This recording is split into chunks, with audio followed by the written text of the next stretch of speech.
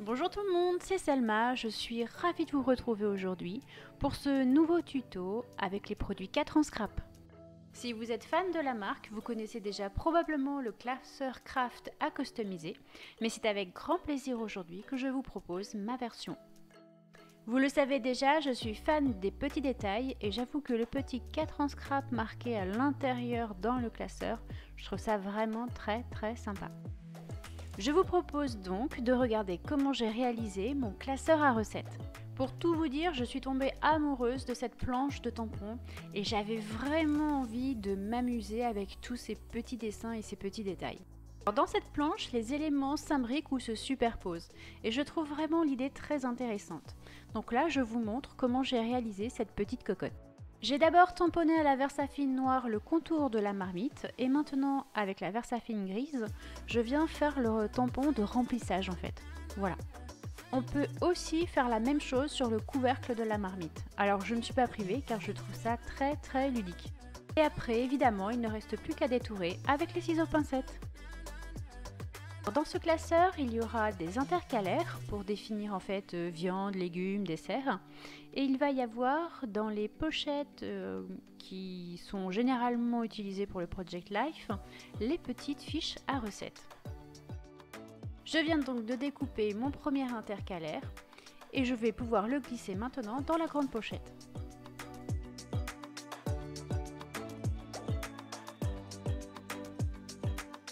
J'ai pris un petit peu d'avance en préparant tous mes petits éléments à la décoration de ma pochette. Et je vais réaliser avec vous le montage et le collage.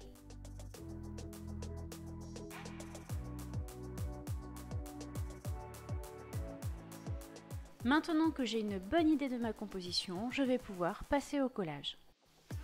Je profite de ce petit moment pour remercier toutes celles qui m'ont envoyé un message la semaine dernière car il n'y a pas eu de vidéo. Je vous rassure, je vais très bien. C'est juste que je suis sur un gros projet de scrap, alors je ne peux pas vous en dire plus pour le moment, mais ce sera pour bientôt.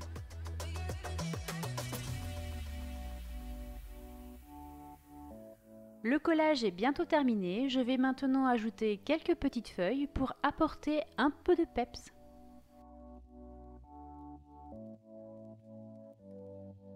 Alors j'utilise les matrices feuilles de cerisier, de mémoire c'est ce nom-là, mais je vous mettrai tous les liens dans la description pour que vous puissiez retrouver facilement les produits dans la boutique 4 en scrap.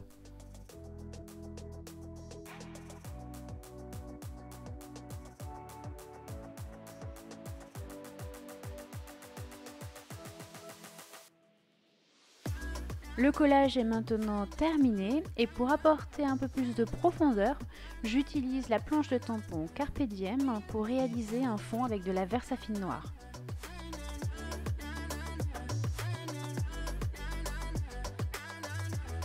Alors j'aime beaucoup le rendu des deux écritures superposées comme ça dans le fond, je trouve que c'est très discret. Alors passons maintenant aux petites fiches de cuisine. Alors avec la planche atelier de cuisine, je mixe en fait une autre planche plutôt dédiée au bullet journal car il y a de tout petits motifs et je trouve que ça s'y prête vraiment bien. Alors comme tout à l'heure, j'ai déjà préparé tous mes petits éléments et il me reste en fait que le collage à réaliser. Je réalise ma superposition sur un die étiquette. Alors vous voyez, sur ma fiche de cuisine, j'ai pas beaucoup de place, mais ça rentre pile poil. Je peux maintenant la glisser dans la pochette.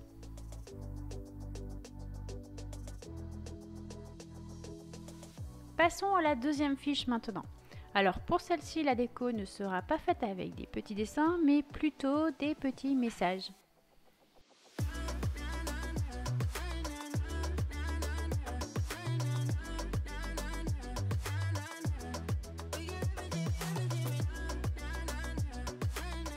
Alors maintenant que j'ai vérifié que tout pouvait loger sur ma petite fiche, je peux réaliser le collage.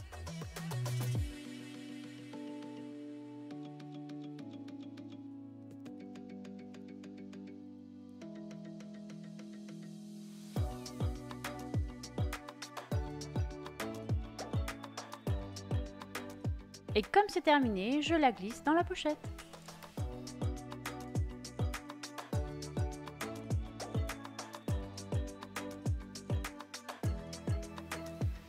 Je vous ai dit que le classeur était à customiser, alors c'est parti!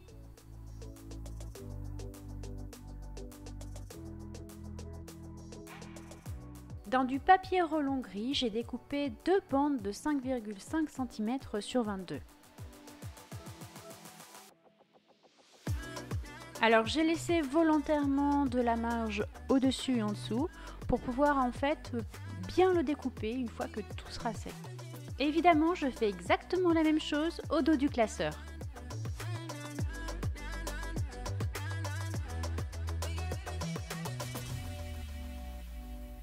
Je sais que je vous le dis à chaque fois, mais je le répète encore car on me pose souvent la question. Ma colle, oui, c'est une colle Cléopâtre, elle est à pH neutre et je l'achète dans les magasins de loisirs créatifs ou d'encadrement.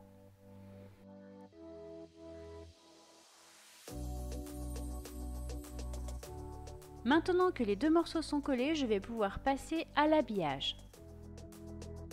J'étale bien ma colle au pinceau et je vais venir positionner mon papier au ras du relon et maroufler.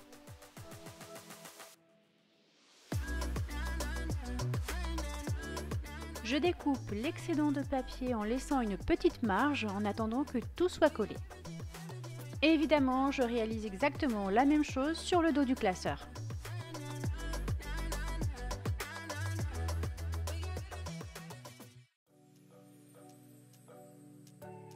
Et je viendrai découper au ras de mon classeur une fois que tout sera bien sec pour éviter les mauvaises coupures qui feront pas net en fait. Maintenant c'est sec, alors je coupe.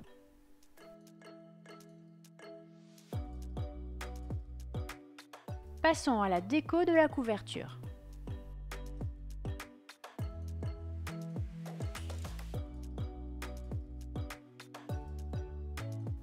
Sur la jointure de mon papier du relon, je vais positionner du double face car j'ai envie de mettre une petite ficelle de lin tout autour.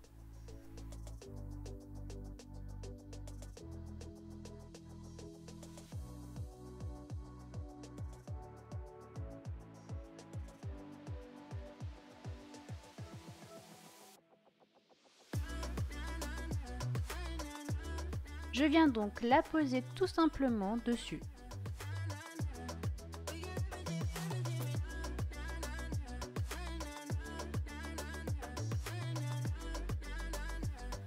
Pour que le collage soit aussi parfait à l'extérieur qu'à l'intérieur, je vous conseille de mettre un morceau de double face à l'intérieur du classeur, mais avant même de commencer à positionner la ficelle, car là j'ai bien galéré.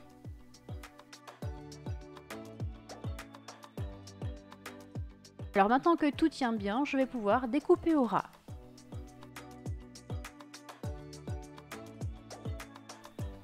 J'ai déjà réalisé la superposition qui va venir décorer mon classeur. Je viens positionner maintenant les attaches parisiennes car elles vont me servir à coller la cuillère en bois. Vous avez peut-être envie maintenant de connaître les deux gagnantes du mini Haul and Crate. Alors il s'agit de Kiki et de Betty June. Je laisse tous mes contacts en description et surtout les filles, envoyez-moi vos coordonnées. Ce tuto est bientôt terminé, je vous laisse découvrir l'intégralité de ce classeur. Si vous avez aimé la vidéo, n'oubliez pas le petit pouce vers le haut. Vous pouvez aussi actionner la cloche des notifications afin de ne rien rater ou vous abonner à ma chaîne si ce n'est pas déjà fait. Je vous laisse en description tous les liens vers mes réseaux sociaux. Je vous dis à très bientôt et bon scrap!